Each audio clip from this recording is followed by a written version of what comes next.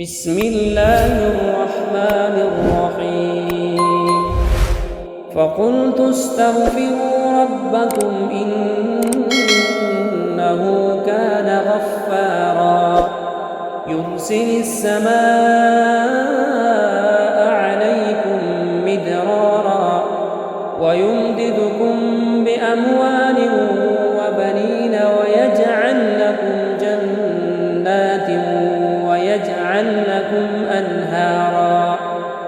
ما لكم لا ترجون لله وقارا وقد خلقكم أطوارا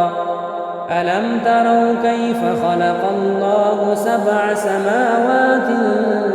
طباقا وجعل القمر فيهن نورا وجعل الشمس سراجا